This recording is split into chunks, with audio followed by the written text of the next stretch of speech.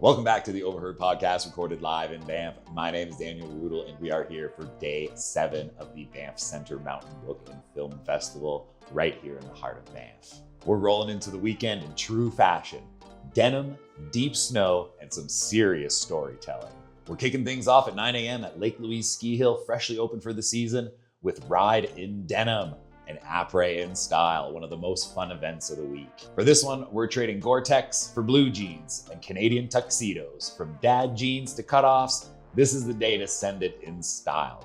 Grab your pass, grab your denim, get ready for some laps that turn into a full-blown fashion show. Back at Banff Center, the book events start at 10 a.m. at the Max Bell Auditorium. Today's Voices of Adventure is none other than Lydia Bradley, the first woman in the world to climb Mount Everest without supplemental oxygen. She'll be joined by Jeff Powder for an anniversary edition conversation that dives into her 6 Everett summits, her legacy, and the mindset it takes to push beyond your limits. At 12:30, artist and climber Jeremy Collins takes the stage with Eventually a Sequoia, a blend of travel, journal, art, and memoir that follows his sketchbook through the Amazon, the Arctic, and beyond. Then at 3 p.m., Cassidy Randall brings us 30 Below, the untold story of an all-women's team that dared to take on Denali, followed by Greg Hill's I Could Die at Any Moment, a raw, honest look at balancing risk, family, and a call for the mountains. All of today's authors' events will be followed by book signings. A few of the programs also include ASL interpretation for full accessibility. Now this is the big one. The festival marketplace opens today. If you've been waiting to check it out like we have, now's your chance. You'll find the latest outdoor gear and apparel from festival partners, brand new mountain looks, local artisans, and adventure travel ideas. Plus free speakers events all weekend long on the RAB stage. Speaking of which, at 4:30, don't miss the Adventure Filmmakers Workshop Showcase, where creators reveal their group projects live on stage, hosted by Keith Partridge and Michael Brown. Then at 6 p.m., RAB athlete Anna DeMonte shares highs and lows of chasing FKTs, a behind-the-scenes look at what it takes to set records and stay inspired in the mountains.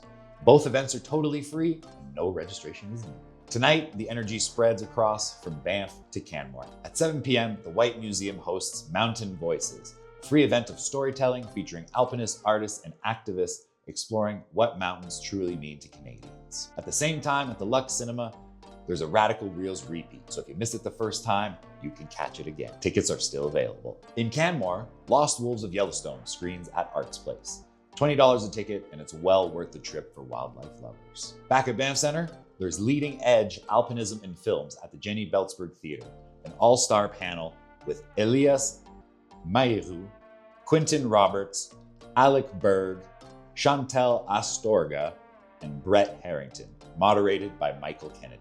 It's already sold out, but if you've got a ticket, you're in for something special. At the same time, The Track screens in the Margaret Greenham Theater, a heartwarming story about friendship and Olympic dreams rising from the ashes in post-war Bosnia. There's also an evening mixed film program back at the Max Bell Theater. If you're still going strong, the Radical Reels repeat hits the Lux Theater at 10 p.m., so you can still catch that. So whether you're skiing in denim, catching an author talk, exploring the brand new festival marketplace, or diving into films late in the evening, Day 7 is all about momentum. My name is Daniel Rudel. We'll see you next Tuesday and all festival long.